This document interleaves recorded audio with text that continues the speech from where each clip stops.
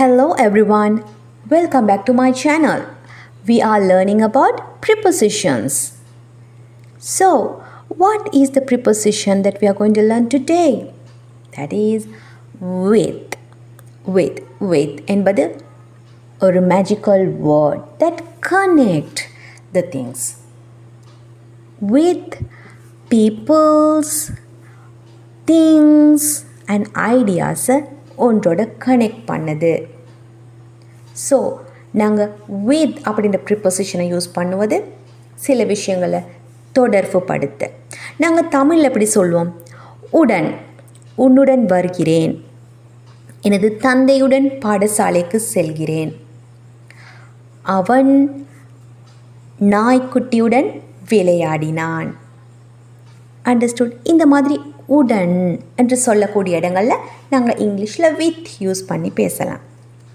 For example, I would like to drink some coffee with a piece of cake.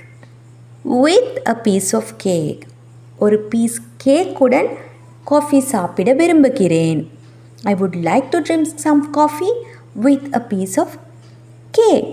So ஒரு பொருளை இணைக்குது. Another one, she went to the park with her sister. With her sister, சகோதரியுடன் பார்க்கிற்கு சென்றாள். So இங்கே ஒரு பர்சனை connect பண்ணுது. உடன் அப்படின்ற தமிழில் நாங்கள் சொல்வோம், அது இங்கிலீஷில் with. She went to the park with her sister. Another one, they are dancing with joy. With joy, மகிழ்ச்சியுடன் அவர்கள் நடனமாடுகிறார்கள். மகிழ்ச்சியுடன், they are dancing with joy. Okay, so with எங்கே யூஸ் பண்ணப்படுது?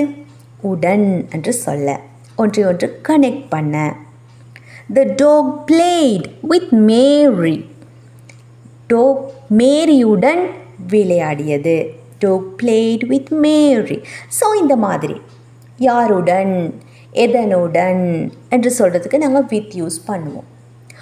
நாட் ஓன்லி தட், இன்னொரு விஷயத்துக்காகவும் எங்களுக்கு வித் யூஸ் பண்ணலாம். அது என்னென்று சொன்னால், ஒரு குறிப்பிட்ட ஆக்ஷனை நாங்கள் எதன் மூலம் செய்கிறோம், அதுக்காக எந்த இன்ஸ்ட்ருமெண்ட்டை யூஸ் பண்ணுகிறோம், இந்த மாதிரியான விஷயங்களை சொல்லவும் வித் என்பதை எங்களுக்கு அப்ளை பண்ணலாம். For example, she opened the package with a knife. So அந்த பேக்கேஜை ஓப்பன் பண்ணியது ஒரு நைஃபினால். அதுக்கு யூஸ் பண்ணப்பட்ட instrument a knife. So we can say with the knife.